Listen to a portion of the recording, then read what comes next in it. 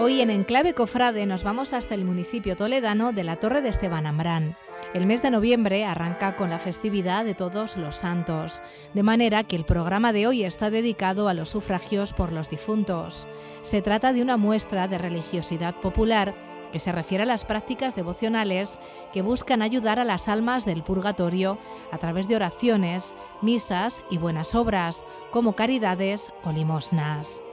Por ello, el protagonista de nuestro programa de hoy es el imponente catafalco que durante el mes de noviembre está expuesto en el interior de la iglesia Santa María Magdalena de la Torre de Esteban Ambrán. Si algo nos iguala a todos, es la muerte y la sensación que a uno le queda cuando cruza las puertas de esta parroquia y encuentra esta pieza única. Con origen documentado en 1579, es uno de los objetos litúrgicos más peculiares de la arquitectura efímera. Pertenece a la Cofradía de las Ánimas Benditas y cada mes de noviembre un grupo de voluntarios se encarga de montarlo. Único por disposición y simbología, su estado de conservación y la vigencia de su mensaje: la muerte, el juicio, el purgatorio y la gloria, la vida después de la muerte. Los catafalcos tuvieron su época de máximo esplendor durante el barroco. Se construyeron entonces verdaderas obras de arte, arquitectura efímera que se elevaba varios metros en el interior de las iglesias, pero con el tiempo esta práctica fue cayendo en desuso. Razón de peso para que el de la Torre de Esteban Ambrán sea aún excepcional, con una particularidad especialmente llamativa. Fueron los propios vecinos, allá por 1980, los que decidieron recuperar esta costumbre. Desmontado y guardado en un cajón, volvió a cobrar vida para ser expuesto únicamente en el mes de noviembre, el mes asociado al recuerdo y oración por los fieles difuntos. Nuestra intención es invitarles a que descubran la riqueza que pueden ofrecernos algunas muestras de religiosidad popular en estas fechas cargadas de tradición, que vienen a recordarnos la fugacidad de la vida y cómo no se entiende esta sin la muerte. Así que el que venga a contemplar el catafalco no espere encontrar solo una obra artística. En esta sociedad que vive de espaldas a la muerte, encontrará una reflexión sobre la vida cargada de esperanza. Una reflexión sobre lo verdaderamente importante, como reza una de las cartelas: «Aqueste reloj de arena por minutos te convida a pasar a la otra vida». Casi 300 años después, el mensaje sigue plenamente vigente.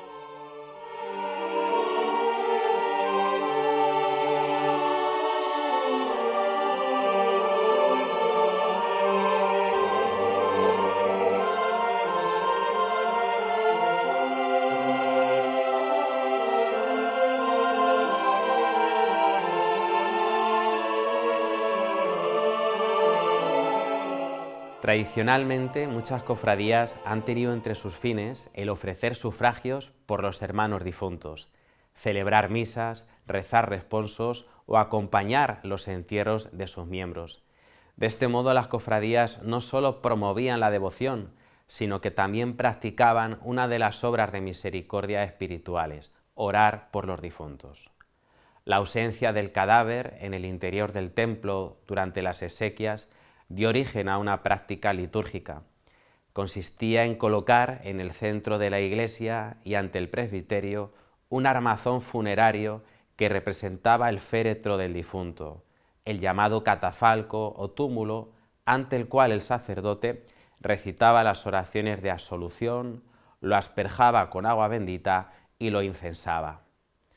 Con el tiempo, su uso se extendió también a otras celebraciones de difuntos, novenarios, aniversarios, el Día de Ánimas, 2 de noviembre y todo el mes de noviembre, convirtiéndose en un elemento habitual del mobiliario litúrgico de las parroquias. El catafalco, también llamado túmulo funerario, era una estructura simbólica o decorativa que se levantaba en los templos con motivo de las exequias, las conmemoraciones de los fieles difuntos. No se trata, por lo tanto, de una tumba real, sino de un monumento efímero que representa el cuerpo del difunto o el lugar de su descanso. En el contexto litúrgico y cultural, el túmulo ayuda a visualizar el misterio de la muerte y la esperanza de la resurrección, recordando que la vida de los que en ti creemos, Señor, no termina, sino que se transforma, como nos recuerda el primer prefacio de Difuntos. El catafalco es, pues, un armazón de madera cubierto con un paño negro o morado, rodeado de cirios, que se coloca en la nave de la iglesia para representar al difunto cuando su cuerpo no está presente. Los catafalcos alcanzaron su máximo esplendor durante el barroco, cuando se convirtieron en auténticas obras de arte, efímero y simbolismo, elevándose varios metros en el interior de las iglesias. Sin embargo, no siempre tuvieron el tamaño y el ornato que llegaron a adquirir. En ocasiones se trataba de un sencillo bastidor cubierto con un paño negro. El misal romano actual ya no prevé el uso del catafalco como un elemento ritual obligatorio. La Constitución Sacrosanctum Concilium y el ritual de exequias renovaron el enfoque litúrgico, subrayando ahora la esperanza pascual y la fe en la resurrección. Sin embargo, el uso del catafalco se mantiene en las misas celebradas en la forma extraordinaria del rito romano, donde conserva su profundo sentido simbólico y devocional. En la parroquia de Santa María Magdalena de la Torre de Esteban Ambrán se exhibe durante el mes de noviembre un catafalco único, propiedad de la Cofradía de las Ánimas Benditas. Esta exposición constituye un valioso testimonio de la piedad popular y la memoria litúrgica de siglos pasados, recordando el deber que nosotros tenemos como cristianos y como cofrades de rezar por los difuntos y mantener viva la esperanza en la resurrección.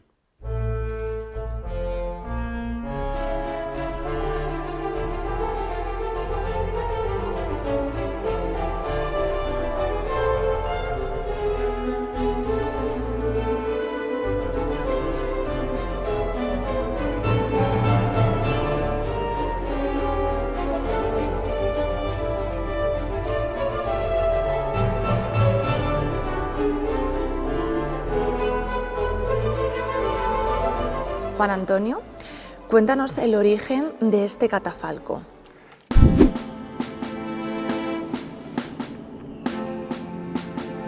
Pues el origen de este catafalco está vinculado a la Cofradía de Ánimas de la Torre de Esteban Ambrán. Es un catafalco, un monumento funerario con carácter institucional, y pertenecía a esta cofradía. Está fechado en 1753. Pero en el reverso hay un catafalco más antiguo del siglo XVI, de finales de 1500.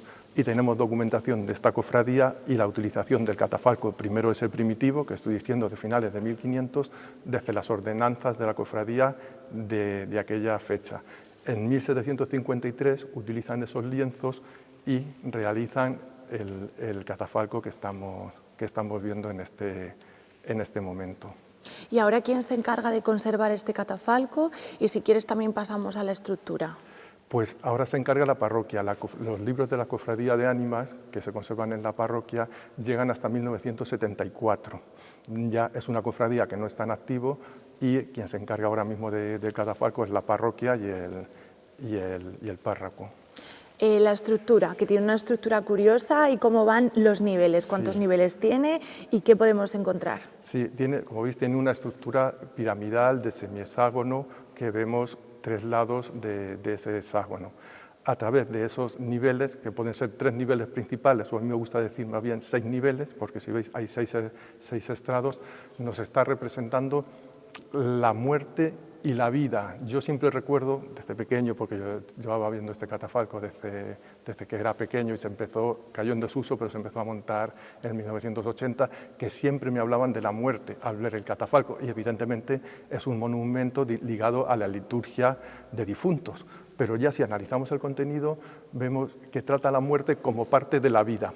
Está representada la muerte y está representada, de las 26 pinturas que vemos, específicamente y materialmente solamente en 2, en los esqueletos que veis arriba, portando la guadaña y el reloj de alena, que es la representación clásica de la muerte. La muerte nos llega a todos, representado en la guadaña, pero no sabemos cuándo nos va a llegar, representado en el reloj de arena.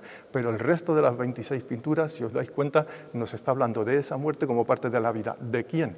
De todos los estamentos sociales. Empezamos por abajo, en el nivel de abajo, y veis que está representando la vida y la muerte de los máximos poderes, tanto civiles como eclesiásticos, los emperadores, los reyes y los cardenales. Y todas las pinturas están acompañadas de unas cartelas. Y esas cartelas nos hablan de la vida de esos personajes, del poder que han tenido esos personajes, de todo, de cómo han extendido ese poder en la tierra, y luego nos viene a decir que esa vida que no termina, pero que pasa, es un tránsito que pasa por la muerte, de nada les ha servido. Es de la época medieval, no había clases sociales, había estamentos sociales. Están representados todos los estamentos sociales. El estamento eclesiástico, ya le hemos dicho, los cardenales, desde el Papa y hasta un clérigo. De los poderes civiles, pues ya vemos que está el emperador, el rey, y así descendiendo hasta un caballero. Y todos ellos nos hablan de su vida como a través de las cartelas y a través de todas de las vestimentas que tienen propias de la vida. Y luego, en cambio, el rostro lo presenta calaverizado. Esta palabra no existe, pero parece que es la calavera del rostro. Entonces recoge muy bien esa filosofía humanista de la muerte como parte de la vida, y que en esta vida nos debemos preparar según unas virtudes, según unos valores y según una ética para ese momento de la muerte. Todo como un continuo, pero no acaba con esa muerte. Si seguimos ascendiendo en los niveles, en el quinto nivel, vemos que está representada la resurrección. Otro paso más en ese tránsito continuo. No acaba con la muerte. Es un monumento con un importante mensaje catequético. Después de esa muerte viene la resurrección. Y después de esa resurrección, si os dais cuenta, está representado muy humano, dos personas llorando, pero llorando con un rostro muy de serenidad, no un rostro de angustia. Están llorando, la muerte es muy humano, cuando perdemos a alguien, pues tenemos esa tristeza. Pero a continuación está la visión gloriosa de ese alma que tras la resurrección llega a la visión, a la gloria, a la visión beatífica de Dios. Y luego, en el nivel central, lo he dejado para el final porque es muy importante esa representación en este catafalco, es la mediación de los santos en ese tránsito, que está la mediación de los santos por las almas del purgatorio. Pertenecía a la cofradía de ánimas, cuya finalidad era orar por los difuntos y por las ánimas del purgatorio. Entonces, de una manera destacada, ¿cómo lo está destacando el pintor? Todos los paneles de pinturas están en posición horizontal, y ahí nos los destaca poniéndolos en posición vertical. Además, ya utiliza una composición más compleja, una gama cromática de colores más compleja. ¿Para qué? Para destacar esos cuadros del purgatorio. Y esa intercesión de los santos, están representados San Francisco de Asís, San Francisco de Paula y la Virgen del Carmen, esa intercesión por esas ánimas del purgatorio. Y con un matiz muy importante, un purgatorio con una visión muy actual del purgatorio, no del siglo XVIII cuando está. ¿Por qué? Porque si os dais cuenta, no son llamas de infierno, son llamas purificadoras. Y otro detalle muy importante, las almas que estáis viendo ahí en el purgatorio, si os fijáis con detalle, no son almas de sufrir, son almas con una serenidad, que están teniendo esa serenidad que tienen de que van a alcanzar la visión beatífica de Dios, que es la idea actual del purgatorio. Esto es un poquito, históricamente, un anacronismo histórico, porque decimos, bueno, si estamos hablando del siglo XVIII, que la idea del purgatorio es después del Concilio de Trento, era purgar y sufrir por esos pecados antes de llegar al cielo. En cambio, la visión de ahora del purgatorio es que aquellos que ya mueren en gracia de Dios, pero no purificados del todo, pasan por ese estado de purificación, y lo representa muy bien, ese estado de serenidad que tienen, como de purificación, pero con la seguridad que van a alcanzar esa gloria de Dios. Y desde el punto de vista artístico, algo que podamos destacar curioso porque tiene un montón de detalles. Pues claro, tiene muchos detalles y tiene muchas singularidades. Y desde el punto de vista artístico tiene, a mí, desde mi punto de vista, y yo lo digo como apunto así algunas cosas como reflexión, también desde el punto de vista artístico para verlo, que es un mensaje tan trascendental como el que tiene. O sea, que trasciende esa idea de la muerte para todo lo que hemos estado diciendo antes, para ponernos en relación esa idea religiosa y filosófica de la muerte como parte de la vida. Es un mensaje profundo y trascendental.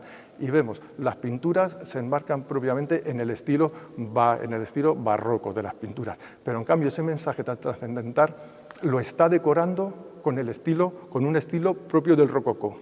Toda la ornamentación de todos los cuadros, de las orlas que estáis viendo, es el estilo propio del rococó. Y era un estilo más bien no religioso, sino más bien cortesano, que tampoco se desarrolló excesivamente mucho en España, sino más bien en otros países europeos, con lo cual el pintor era muy conocedor también de ese estilo. Y utilizar un estilo, podemos decirlo así, más cortesano, más banal, menos profundo, para enmarcar un mensaje tan trascendental, pues es cuanto menos un poco chocante, pero a la vez yo creo que también sirve para dar esa imagen de este monumento funerario, pero que no sea un monumento tétrico, que infunda miedo, que infunda terror, sino decir, sí, el mensaje es muy importante, pero es un mensaje de vida eterna, y además no lo voy a enmarcar con un estilo lúgubre o tétrico o excesivamente serio, sino con un estilo rococó, que es más ligero, que es más, quizás, por así decirlo, todos son agradables, pero que es más agradable a la vista. Entonces es un contraste entre ese mensaje tan trascendental, tan serio, enmarcado con un estilo más ligero, más agradable. ¿Y la conservación de estas obras, porque se ven en un estado impecable, a qué se debe esta buena conservación de estas obras? Pues esta buena conservación se debe... Tenemos documentado su uso en los libros de la Cofradía de Ánimas hasta finales del siglo XIX, principios de 1900. Luego se dejó de utilizar, pero no se abandonó. Entonces esto tenía todo, se desmonta, la estructura se desmonta, son paneles de óleo sobre lienzo o óleo sobre tabla y tenían un cajón para guardarlo y mantenerlo profeso, o sea, que estaba guardado con todas las medidas de conservación que tenía que tener. Y estuvo muchos años ahí guardado, pero no abandonado, por eso está también conservado. Y en 1978, en un estudio de catalogación de obras de arte del catedrático José Manuel Cruz Valdovinos, lo catalogó y lo puso en valor, y el párroco de entonces, José Durán, decidió volverlo a exhibir durante el mes de noviembre. Pero estaba muy bien conservado en un cajón muy grande, lógicamente, que estaba preparado y fabricado es proceso para guardar debidamente todos estos paneles. Y hace unos años, 5 o 6 años, recientemente, se ha restaurado, pero ha sido más bien un proceso de limpieza y de mantenimiento. El catafalco estaba en perfecto estado. ¿Y cuánto tiempo se tarda en montarlo? ¿Cuánto lleva? Pues entre el párroco y personas del pueblo que le ayudan, lo montan justamente el día, se exhibe todo el mes de noviembre, el día de 1 de noviembre, y el día anterior, el día 31 de octubre, lo montan en un día. Es una estructura de madera y sobre esa estructura se van montando los paneles.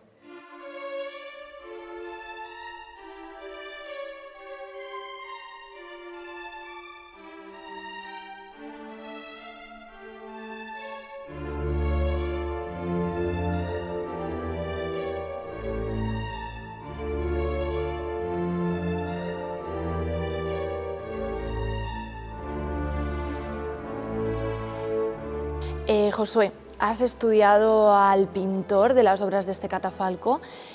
Cuéntanos quién es y qué se sabe de su vida.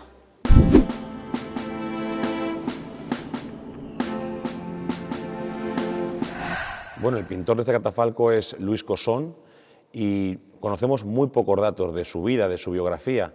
En un principio le encontrábamos en algunos libros de fábrica, en algunos documentos parroquiales, en las parroquias en las que él había trabajado. Y encontrábamos siempre un mismo dato: Luis Cosón, vecino de Cebolla. Maestro pintor, vecino de Cebolla, maestro dorador, algunas menos veces maestro incluso tallista, pero siempre con esa coletilla de vecino de Cebolla. Bueno, la persona que más le estudió fue don Jesús Gómez Jara, un historiador que falleció este mismo agosto de este año, y bueno, estuvo buscando, sobre todo en Cebolla, algo que nos pudiera documentar un poco más su vida. Bueno, pues en Cebolla no se encontró ningún rastro. Este hombre allí no se casó, allí no tuvo hijos, allí no se bautizaron, incluso pues no tuvo una propiedad, porque también investigó pues todos los protocolos notariales, no tuvo propiedades en Cebolla. Y con estos datos pues hemos ido documentando pues distintas obras en muchos puntos de la provincia, especialmente en los pueblos que podríamos decir están en ese área en torno a Cebolla, entre Talavera y Toledo, fueron los pueblos donde él más abundó. La primera obra documentada que tenemos de él estaría en el año 1736, en Santa Olalla, una cúpula, un fresco, un mural más bien, en la capilla del Cristo de la Caridad. Es una gran obra porque él va a abundar mucho en esas pinturas murales que van a ser la mayoría. También en Cebolla, probablemente la primera pintura, lo que pasa es que no está fechada, sería la pintura de Cebolla y por eso le llevó a establecerse en ese pueblo. La de Santa Olalla del año 36 sería pues la primera con documentos que nos hacen fecharla. Va a trabajar de nuevo en Santa Olalla 10 años después, en el 1746, pero también va a estar en Domingo Pérez haciendo otra cúpula, haciendo un retablo, en Erustes, en Carriches, en La Mata, en Almorós, en La Torre, por supuesto, con este magnífico catafalco, en Méntrida, en la Puebla de Montalbán, y hasta ahí era lo que teníamos de él. Muchas obras en un área geográfica más o menos determinada y una serie de fechas, pero no teníamos nada más. Afortunadamente, en un pueblo de Ávila, que se llama Gavilanes, pues apareció un documento donde había un dato más, que decía Luis Cosón de nación flamenca. Y esa era la pista que nos llevaba a lo que ya don Jesús Gomejara sospechaba, que era una persona flamenca, bueno, él no sospechaba flamenca, pensaba que era francés y que se podía llamar Luis o Lois Cosín. Y bueno, ese nombre pues se castellanizó en los escritos españoles y se empezó a llamar Luis Cosón. Ya sabíamos que era flamenco, probablemente francófono, y esos son los datos que teníamos de él. Poco más se ha encontrado. Luego ya años después vamos a encontrar en la zona a un pintor que se iba a llamar Antonio Cosón, que probablemente fuera un hijo suyo. Ya en 1780, 1777, va a contratar un altar en el pueblo de Cebolla, pero ya no aparece como vecino de Cebolla, sino como vecino de Puebla Nueva. Y también en Talavera, este Antonio Cosón va a hacer un plano pintado con distintas heredades que refleja allí, entiendo que sería por algún proceso judicial, con problemas de lindes o algo así. Y esos son los datos biográficos que tenemos de él, y todas esas obras que principalmente pues, son obras murales, en cúpulas, en frescos, en una capilla completa como es el caso del camarín de la Virgen de la Antigua de Cebolla, y bueno, pinturas también en retablos, como en el pueblo de Ávila de Gavilanes, en La Mata, en otros tantos lugares, también algunos estandartes, y sus pinturas, que son bastante características por esos ojos, muchas veces son lo que ha llevado a poder identificar algunas otras obras por esas similitudes estilísticas tan claras. Esas obras pues, se han podido documentar por esos ojos que son característicos de Luis Cosón. Aquí en el catafalco hay menos ojos porque lógicamente lo que tenemos son más calaveras, pero cuando las ves también estás viendo que es ese mismo estilo de Luis Cosón. Ahora, si quieres, pasamos a analizar las obras las pinturas que tiene este catafalco. ¿Qué curiosidades, qué vemos aquí representado? Sí, bueno, yo creo que tienen un estilo, el mismo estilo que él utilizó en los murales, pues lo va a utilizar aquí en estas pinturas que están realizadas en su mayoría sobre lienzo y algunas de ellas sobre tabla. Y con esas cartelas, tan en ese estilo rococó, con esas rocallas que van a envolver esos textos, que son también parte muy importante del conjunto, porque esos textos que nos van a presentar a cada uno de los personajes que aparecen en el catafalco, con un mensaje, pues bueno, un mensaje sobre la muerte, sobre lo temporal de la vida, y bueno, pues hay imágenes ciertamente llamativas. Las más grandes, pues son esas tres centrales con tres santos, bueno, con la Virgen en el centro, la Virgen del Carmen, San Francisco de Asís y San Francisco de Sales, que están pues sacando a las ánimas del purgatorio, y luego pues todos esos estamentos sociales que están a lo largo del catafalco. A mí me llama especialmente mucho la atención una cortesana que es mitad mujer y mitad esqueleto, y que bueno, pues está diciendo pues que esa belleza que ella ha tenido pues ha pasado, y que como ella pues nos vamos a ver todos los demás. ¿Y alguna obra que nos cuentes de Luis Cosón que nos haga seguirle la pista por algún otro sitio o solamente aquí en los pueblos de la comarca como de Talavera?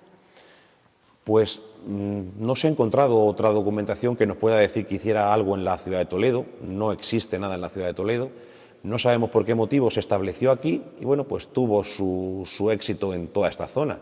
Y aquí pues fue un pintor muy socorrido, yo creo que por cofradías, por parroquias, que habitualmente pues le encargaban sus obras. Y bueno, yo creo que todavía con los años tendremos que seguir descubriendo más obras, porque por ejemplo la de Almorox, que es un tornavoz muy parecido al que hay en Santa Olalla, pues es una obra que se ha descubierto recientemente, que se le ha atribuido gracias a un documento de la parroquia, que es una obra de Luis Cosón. Esos ángeles, esos ojos, lo vuelvo a repetir, pues nos van a llevar a encontrar más obras de Luis Cosón en el futuro. Yo creo que abundan, especialmente en esta zona. Debió de establecerse aquí, no debió faltarle el trabajo y debió de participar en todas estas parroquias.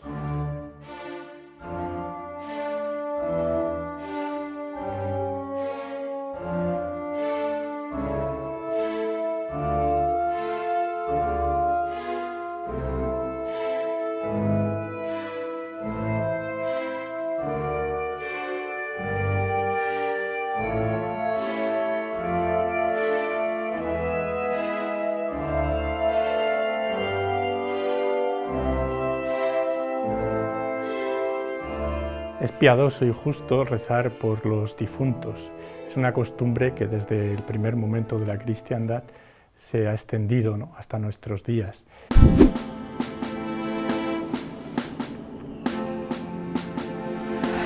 Y es que es una obra de misericordia, orar por aquellos que han fallecido en el Señor, que se han dormido en el Señor, para que alcancen la vida eterna, para que alcancen el rostro de Dios, para que contemplen su rostro para siempre, ¿no?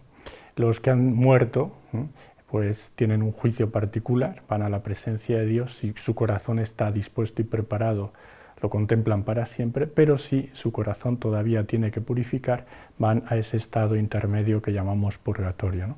Y es ahí donde los sufragios que la Iglesia eleva a Dios Padre, el Padre de la Misericordia, pues aprovecha a todos estos difuntos para limpiar su alma y contemplar a Dios.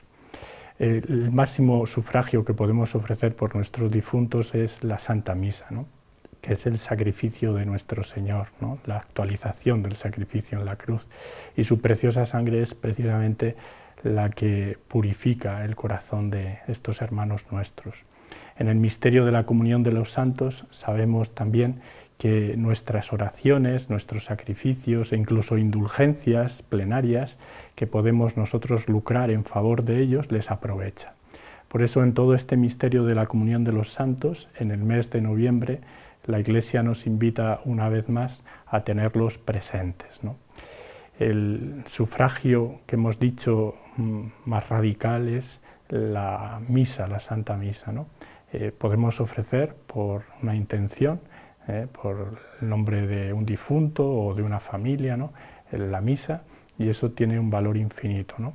Y el Señor sabe cómo distribuir sus gracias, ¿no?, en cada momento. Y si un alma, ¿no?, ha volado ya a la presencia del Señor y nosotros estamos todavía ofreciendo misas por él, sufragios por él, bueno, pues Dios ya sabe redistribuir esa gracia en favor de otros hermanos. Es el misterio de la comunión de los santos.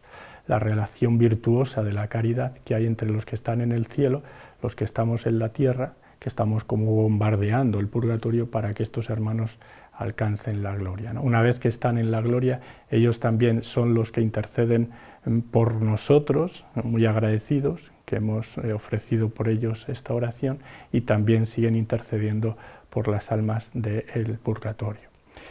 ¿Cómo lucrar una indulgencia para nuestros seres queridos?